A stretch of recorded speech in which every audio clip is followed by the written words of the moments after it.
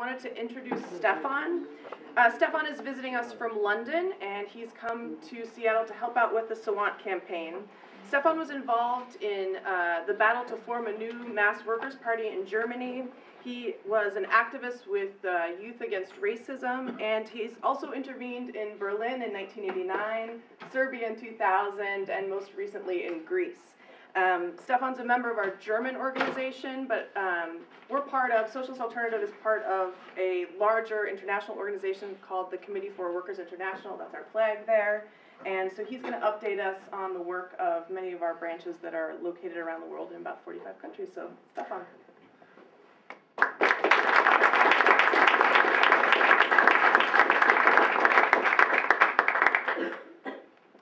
So, thanks for giving me the chance to speak here.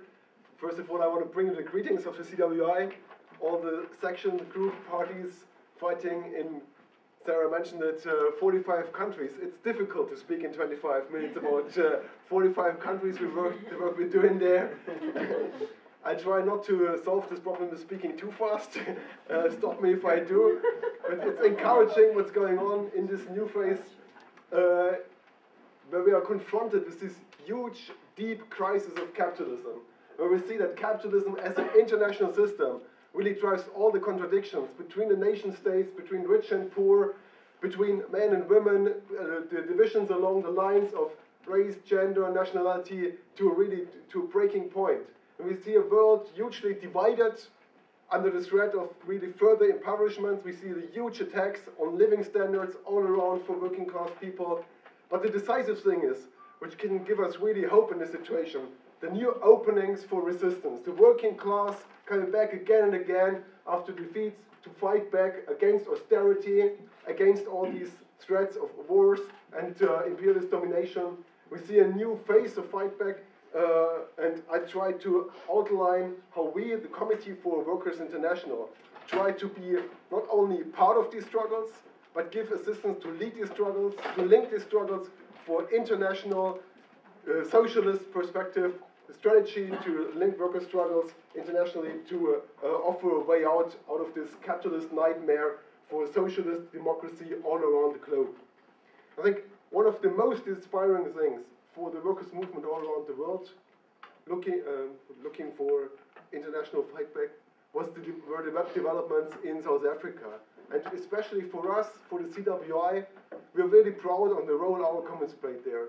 First of all, we can see how the miners, really the heart and soul of the workers' movement in South Africa, the backbone in the past of building the ANC, building the National Union of Miners, and around that the COSATU, the Trade Union Confederation of South African workers, how the miners stepped up again.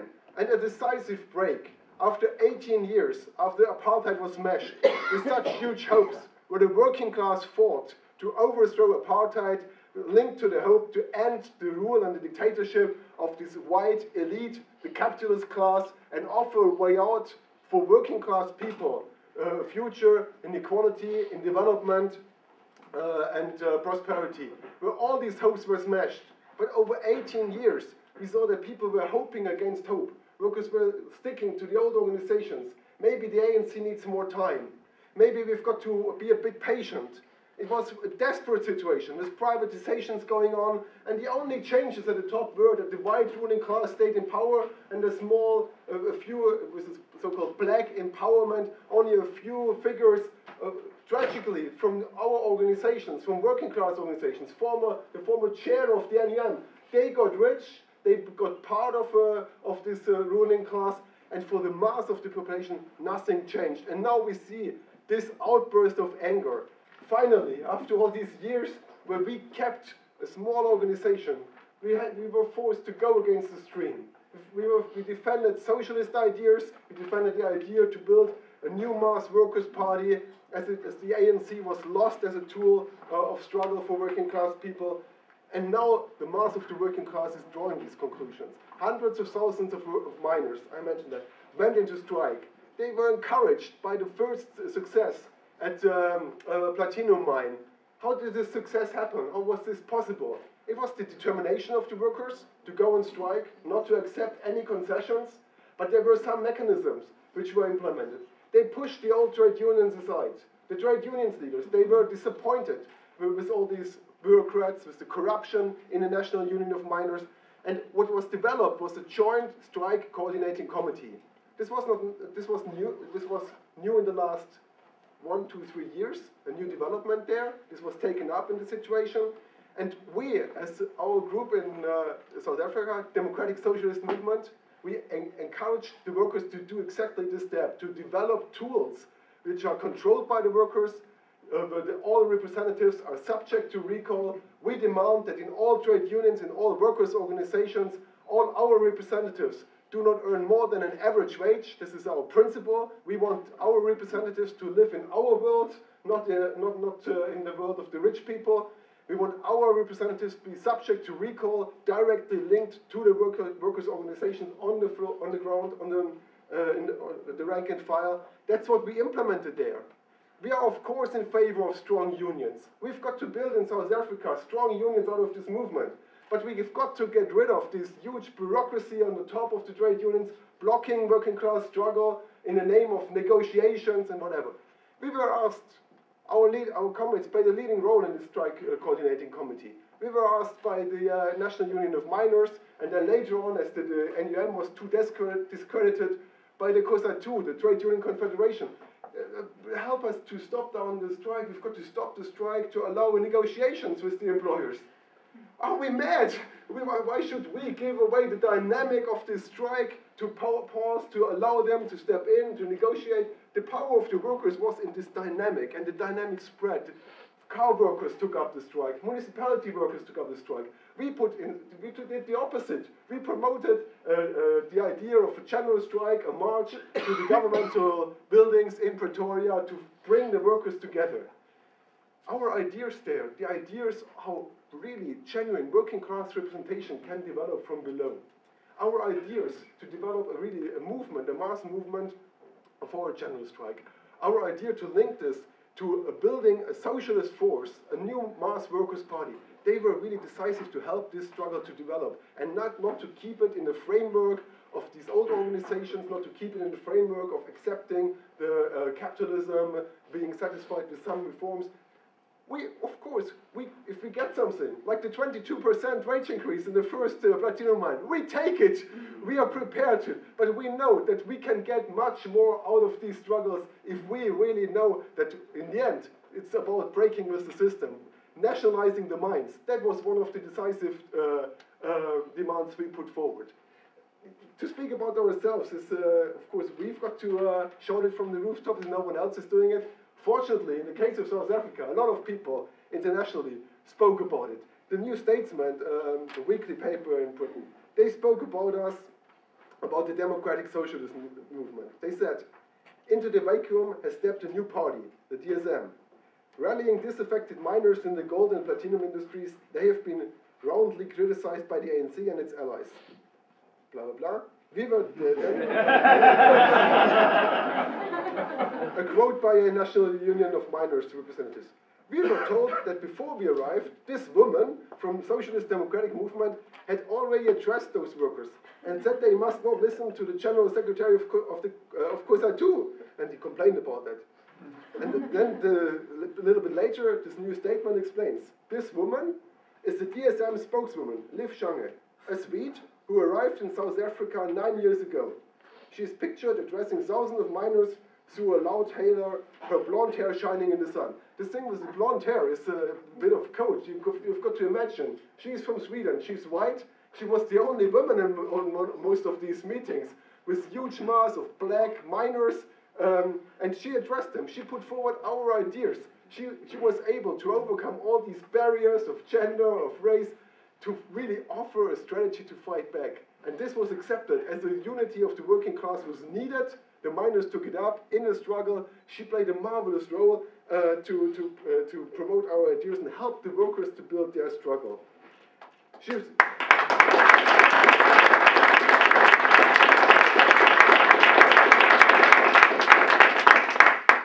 Liv is quoted then, we argue for a new workers' party to challenge the government, and we are getting massive support for this program. And they give further outline what we demand, a mass workers' party, nationalized top 5, Johannesburg stock exchange companies, the Reserve Bank and commercial banks under democratic workers' control and management, and so on. This gave the CWI as in general on an international platform. It gave us a huge audience. We can build on these successes in different countries to show a way forward, and I think that's what's needed. It gives us an opportunity to point towards the need to step up, to make this decisive step. Imagine you would be a Swedish woman in South Africa. It's all about being determined, being clear, having a program. It's all about doing the job there. Go forward and speak, take the initiative, offer our ideas and build on that. I think this is how we were able, not only with what lifted, also Sibey played a decisive role, the long-standing trade unionist comrade we've got there, other comrades have in there. But this opened the situation now where we've got a massive growth in our own ranks, but we've got also the chances to take an initiative. We, the DSM, now put on the spot with all these reports and the papers, together with the miners, to take an initiative for a new mass workers' party, to break with the ANC. We do not know whether this will work out very fast. Maybe we've got to have patience, but we will go for that. We've got the opportunities to build on these trade union initiatives. The strike coordinating committees, they already declared they will stay active. They will also after the strike. We will continue the struggle. We can build new traditions in the trade union movement out of this. I think these are enormous tasks. We ask all comrades internationally, all comrades and supporters internationally, to help us to find the resources for this work. We've got the International Financial Appeal. You'll find it on socialistworld.net. We can ask for support there financially, but it's also about politics. We've got to discuss as internationally about the way forward to break with capitalism and to find a way out. I think when I would speak in any other country, after speaking about South Africa, now I would move over to the US. What you're doing here, the whole question of this opening up of socialist ideas, but also how our organization here, Socialist Alternative, is stepping into these huge opportunities. Here in Seattle, with this marvelous campaign, this is outstanding. I think you should not underestimate the work you're doing here with the effect internationally in all the other countries where the CWI works or where we will work in the future. I think this is really decisive and will help us to spread further. But of course then, our main priorities internationally where we're looking to is at the moment Greece. With the whole focus of the international crisis in Europe, the devastating effect there of austerity, first of the crisis itself, then of austerity after the states took over all these bad banks, the bad loans of the banks, transferring the problem to an even higher level. The whole austerity, the cutbacks are really heavily attacking working class people all over Europe, but especially in Greece, where after rounds of wage cuts in the public sector, now 40%, in the private sector as well, attacks on pensioners, attacks on young people, an unemployment rate of 25% and for young people around 50%, where people are trying to get the way to deal with their life, to reorganize things, to just make their ends meet. Where next to that, the working class of Greece, again and again, with all these setbacks, where the government just crushed through the attacks, stood up again, organized general strikes, now 19 general strikes since the beginning of the crisis, with this huge effort for how to bypass this blockage of the trade union leaders who offered these general strikes when they could not do anything else, but never offered a strategy how to link the general strikes really to bring down the government, to break with capitalism, stop to pay the debts, to really offer a socialist alternative, how to reorganize in a planned way the economy, nationalizing the banks, the commanding heights of the economy and the workers' control and management. They never offered a strategy. The working class had to try to develop these assemblies to have just the possibility to discuss things. This gives an idea what could develop in the future. Assemblies in the workplaces, representatives coming together, building the base for a new workers' government. We are arguing for that. Our comrades in Greece doing marvelous work there to spread these ideas, to help in assemblies, in the workplaces to build.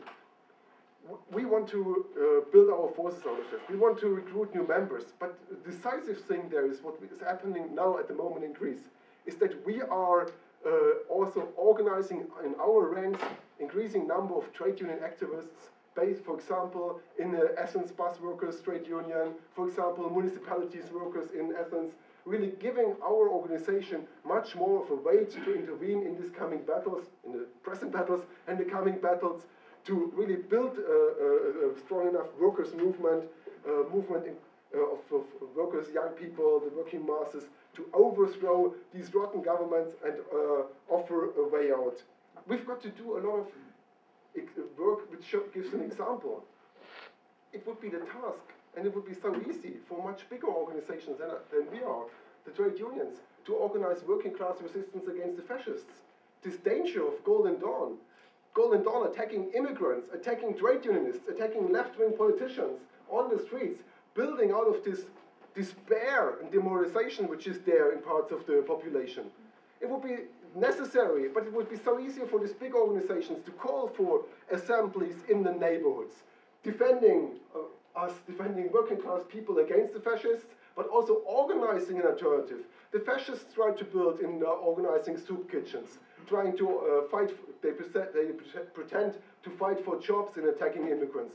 It would be the task of the workers' movement, these big organizations, to do this, to organize very practically self-defense, soup kitchens, but linked to of course, to making the rich pay for that, linked to a program, not just to be like a small charity, but be the core of solidarity, fight back, and a program to really step up. They are not doing it. We are forced to do it. In Athens, in different parts of Athens, we set up anti-fascist committees. We set up, as a part of this, organizing soup kitchens, organizing the money, the supply for that. We are trying, of course, this is linked for us to the politicization of these meetings, to really help to step forward and show a way forward. This is just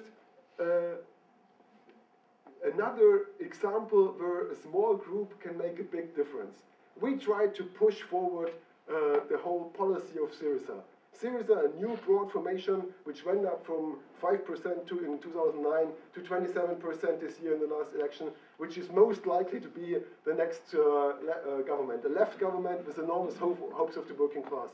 We try to encourage all the activists in Syriza to help to fight that this coming left government is really prepared for the tasks which are up there. Unfortunately, the leadership of Syriza, they are keeping the whole program in a framework of capitalism and in a way in the framework of the European Union, accepting, just arguing for partially not paying the debts, arguing not to break with the rules, not to completely break with the rules imposed by the Troika. We need a program, we need such a force to come to power to break with all these frameworks, to stop to pay the debts, to nationalize the banks and multinational companies. This is a huge battle. We are trying to use our small forces to gather around us. We took an initiative with other left forces, other left groups, to argue that to outline the program for a left program, trying to use our forces to draw others into this battle about a future strategy and find much more an echo. We are working inside Syriza, our members are active inside Syriza, but we also try to use these kind of like a loudspeaker coming together with groups inside and outside of Syriza to push things forward and offer our program. We've got to move on, but these battles against austerity, these battles against all these attacks, this is at the core of what we're doing in Europe. In Great Britain, we've got different sections. England and Wales, in Scotland, we've got a fighting organization also then in Northern Ireland linked to as a part of our Irish section. We are really strong roots in the trade union movement there. And we can really show in a way of example how the resistance in the trade union can challenge these trade union leaders. How we can offer a way forward. We organized together with leading members of the RMT, the Railway Workers Union in Britain, and the NSSN, National Shop Steward Network. Really, there are 400, 500 people coming together twice a year, but this is linked to really roots in the workplaces where a new generation of working class activists is stepping up. Really, angry about the whole barrier which is represented by the TUC, the Trade Union Confederation in Britain, where they organize once a year a big demonstration, like on the 20th of October, hundreds of thousands in the streets of London, and then afterwards nothing. We forced them through the NSSN, through the network we built there, through opposition work, through our role also in the leadership of smaller unions in the public sector, the RMT, the PCS, to go forward. A motion was passed by the last TUC Congress, initiated by the Prison Officers Association, arguing for a general strike. Now they had to take it, but then immediately afterwards they tried, the top leaders, the top bureaucrats of the trade union, tried to bury it. We fight to implement this as a next step forward. In one aspect in the work we're doing in Britain, I want to highlight is, just as an example of also the work we do, the women's work we're doing is that we also at the moment, we took an initiative in Britain early September from our student organization, Socialist Students. It's called Rape is No Joke. It was around the time where the new students were entering the universities, where a comedian really made sexist jokes about rape in his comedian show. It was a debate started, this is unacceptable. We took the initiative to start a broader campaign, to bring together people, and this got a huge echo in the universities. We were able to really reach a new layer of students with this campaign, mobilizing against it, trying to put pressure on comedians, make them sign up with their opposition, showing their opposition against it, to develop the work there. Back to the mass work we are involved in Britain, it's the question of the trade unions.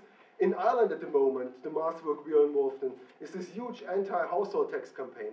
The government in Britain, as a part of the austerity imposed by the Troika, this is the European Union, the European Central Bank, and the IMF, as a part of that, just dictated from Berlin and Washington, was that every household has to pay a household tax.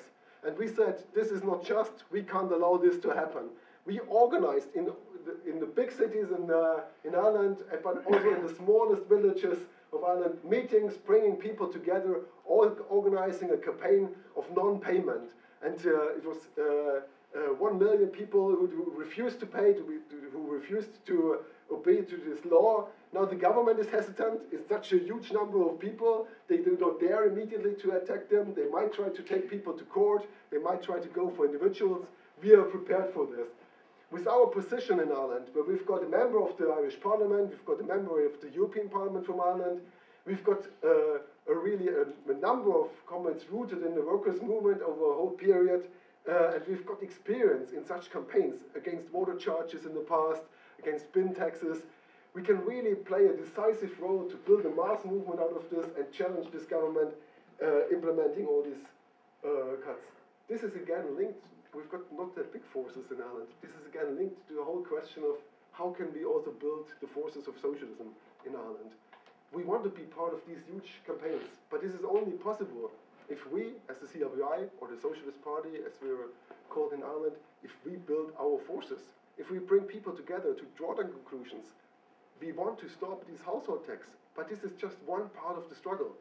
We want to fight for real change of the society, and we can only develop much stronger, lasting change if we organize out of all these individual struggles. We try to recruit, but we also try to develop all the new members. We want all of you to join Socialist Alternative, but that's not enough.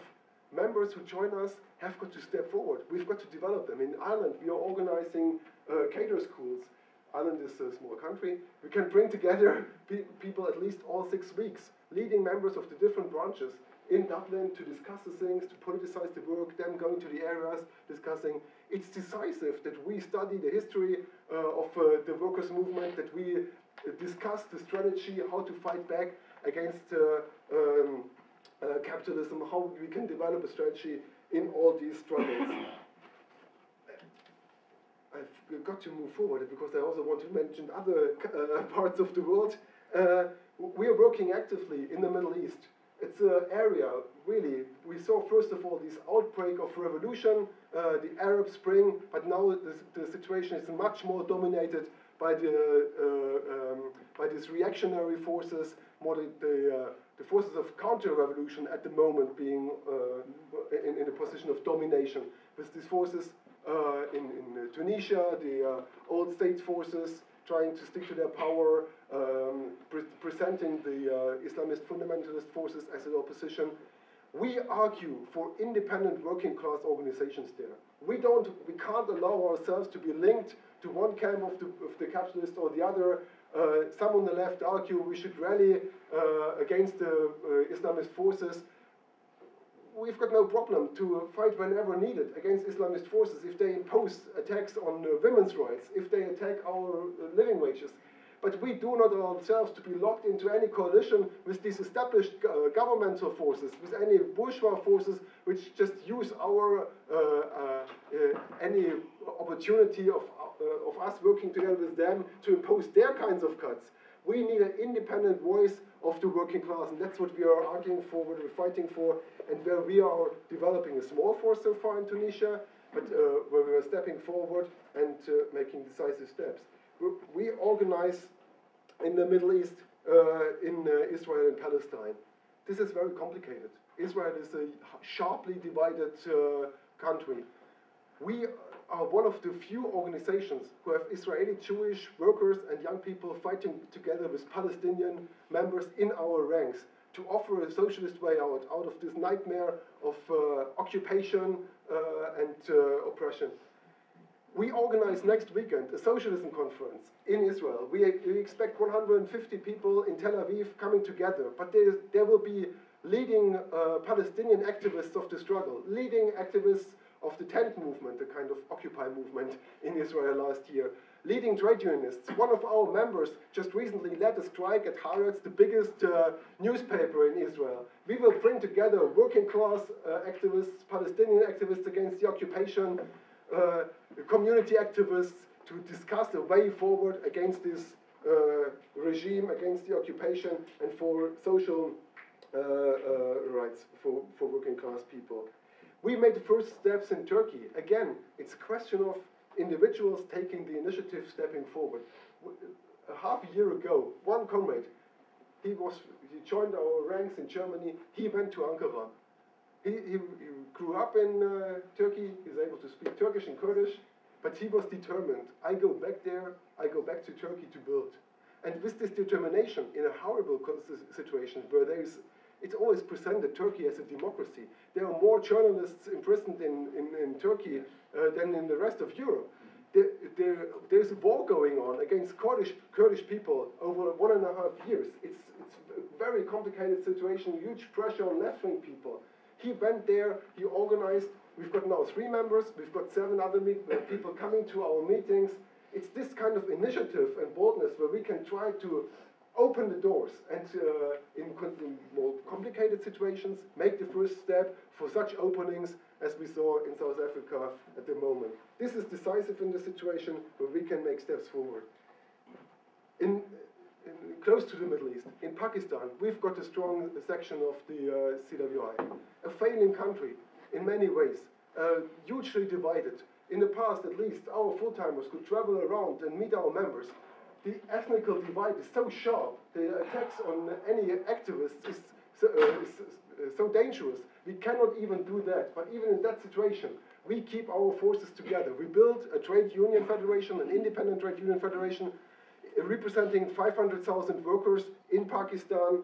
We built our forces trying to keep our members together in a complicated situation. And again, it's also a question of how to educate our members, how to empower them, how to help them to step forward.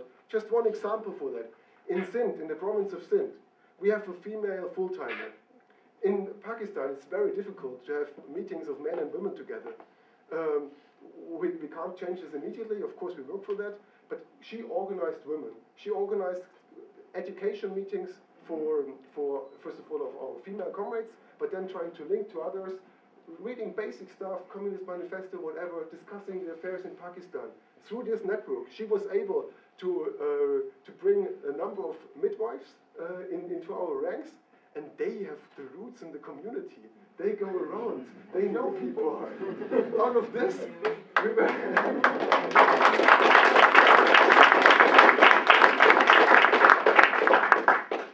out of this, we were able to organize a women's demonstration on one of the cultural days, holidays, where normally the Pakistani culture there in this region is celebrated. And they said, we are part of the culture. Women are part of the culture, but we've got our own demands. And they had CWI banners in front of the rally. There's a video on our website. This is just an example, again, what we can do even in complicated situations.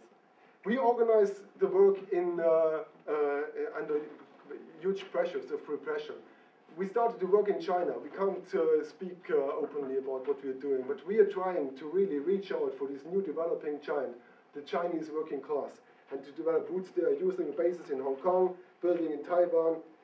We try to use each and every opportunity we've got, including the electoral front like you did here in Seattle. We had a marvelous election campaign in Brazil just 2 weeks ago. I can't go into details because of the time, but you'll find more report about that. But this work, which is again linked to work in such a new formation, the PSOL in Brazil, new formation like Syriza in Greece, or the Front de Gauche in France, PSOL, this gives us an opportunity to raise our ideas to a much broader audience. We had the candidates we put forward, one for mayor, 7 city councillors in the framework of PSOL, and we were able, out of this work, to establish ourselves as a national force in this continent of Brazil, a really large, huge country trying to step forward. We were standing in the elections in Australia last week. The results are impressive. I think the results of Kshama are still going up. We are now at 28.something%. Steve Jolly, our candidate, got 34%. He was standing for councillor. He was re-elected. He was a councillor. He was re-elected, and he got the highest vote of all the councillors who were who stood in the election.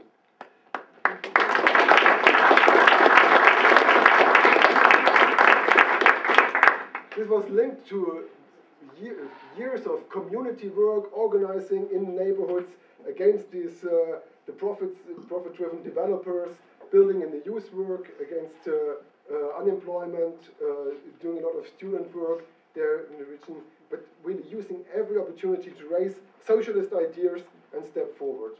I can't mention much of Latin America, where Venezuela, we stood against the stream in a harshly polarized situation, either you're for or against Chavez, where we again argued for independent working class positions. We're making marvelous steps in Bolivia in the trade union movement, based on Cochabamba, organizing workers' leaders in the factories there, bringing them together in our ranks. Again, a huge question of bringing people in our organization, educating them, organizing educational meetings to make a step forward. We've got to stand up against repression. Our comrades in Russia, we've got leading members of our organization who are very heavily involved in the LGBT struggle in Moscow. It's a huge repression. This regime goes really for divide and rule tactics, and LGBT people are singled out as one point of attack. We stand up against it. We are rooted in this community. We are attacked, physically attacked also by thugs. We defend our comrades, but we do not stop to organize, even in such circumstances, the struggle to defend LGBT people's rights, linked to workers' rights, in a broader sense, trying to build a bridge, which is not always easy, but to step forward. We defend our comrades in Kazakhstan against the huge repression, but they are really in a position where they are the opposition against this Nazarbayev dictatorship, where we can offer a way forward for the working masses and a huge pressure. I just ask you to look to the Campaign Kazakhstan website to be included in this work. We're doing also in solidarity. It's so important for the comrades again and again imprisoned to get solidarity messages across if they are imprisoned, if there is pressure on us. We need this international pressure to step up, to keep it on a high level as it was done in the past. We've got really very excellent experiences with international solidarity work, also in relation to Tamil solidarity, where we not only helped us in Sri Lanka to have a high profile of our organization fighting against racism and oppression, but also linking it to developing our work in India, in Tamil Nadu, in India, also, and with this Tamil work in Malaysia, always linked to build the bridge, to fight against racism, but build a bridge to allow a united working class struggle, build workers' unity in action.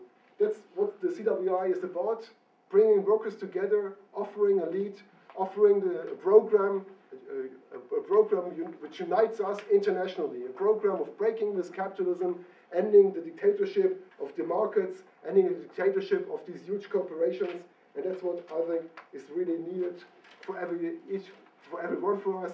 Step forward, be part of it, and help us to build the CWI.